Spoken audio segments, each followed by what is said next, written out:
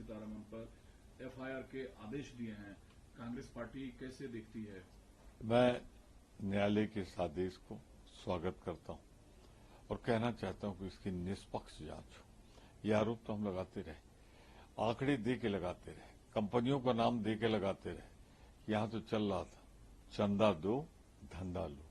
जिन लोगों ने चंदा दिया है उनको धंधा मिला है, उनको टेंडर मिला है, उनको काम करने की सरकार से पैसा मिला है।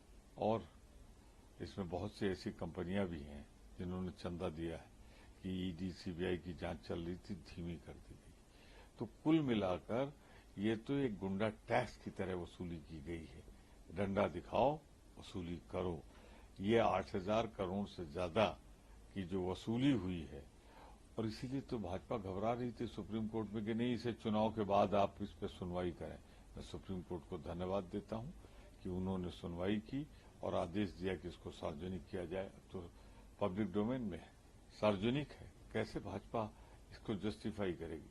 जो मुकदमा है, अगर उसकी निष्पक्ष जांच हुई तो पूरी भाजपा कटघरे में खड़ी होगी। सर, करोड़ों लोग प्रसाद को बात समझकर ग्रहण करते हैं, लेकिन प्रसाद जो है वो लड्डू जो राजनीतिक लड्डू बनते जा रहा है। पूर्व मुख्यमंत्री अपनी यात्रा मंदिर का कैंसिल कर दिए हैं, वर्तमान मुख्यमंत्री का उन पर आरोप।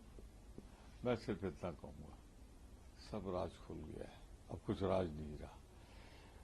वाईएसआर के जमाने में चर्बी युक्त खाना परोसा जाता रहा प्रसाद के रूप में, और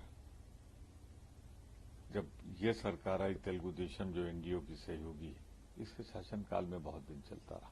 पर भाजपा तो हर वक्त मौजूद थी केंद्र सरकार के रूप में, उसका इंटेलिजेंस इनपुट नहीं था, उसने नजर नहीं रखी।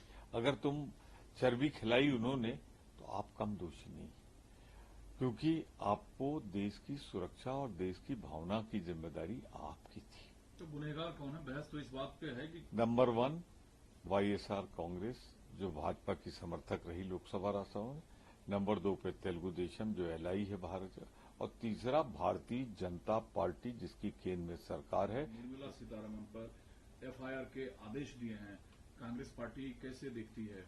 मैं न्यायालय के इस आदेश को स्वागत करता हूं और कहना चाहता हूं कि इसकी निष्पक्ष जांच हो। ये आरोप तो हम लगाते रहे, आंकड़े दे के लगाते रहे, कंपनियों का नाम दे के लगाते रहे। यहां तो चल रहा था चंदा दो धंधा लो। जिन लोगों ने चंदा दिया है उनको धंधा मिला है, उनको टेंडर मिला है, उनको काम करने की सरकार से पैसा मिला है।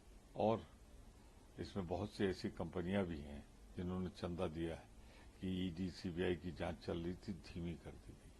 तो कुल मिलाकर ये तो एक गुंडा टैक्स की तरह वसूली की गई है। डंडा दिखाओ, वसूली करो। ये 8,000 करोड़ से ज्यादा की जो वसूली हुई है, और इसीलिए तो भाजपा घबरा रही थी सुप्रीम कोर्ट में कि नहीं, इसे चुनाव के बाद आप इस पर सुनवाई करें। मैं सुप्रीम कोर्ट को धन्यवाद देता हूं कि उन्होंने सुनवाई की और आदेश दिया कि इसको सार्वजनिक किया जाए। तो पब्लिक डोमेन में है, सार्वजनिक है, कैसे भाजपा इसको जस्टिफाई करेगी?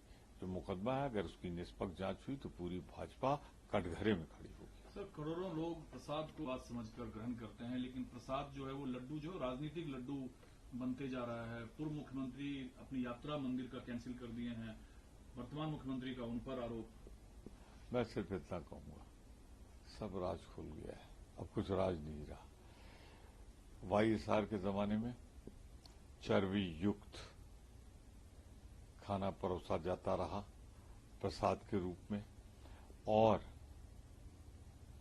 जब ये सरकार आई तेलुगु देशम जो एनडीओ की सहयोगी है, इसके शासनकाल में बहुत दिन चलता रहा। पर भाजपा तो हर वक्त मौजूद थी केंद्र सरकार के रूप में, उसका इंटेलिजेंस इनपुट नहीं था, उसने नजर नहीं रखी। अगर तुम चर्बी खिलाई उन्होंने तो आप कम दोषी नहीं, क्योंकि आपको देश की सुरक्षा और देश की भावना की जिम्मेदारी आपकी थी।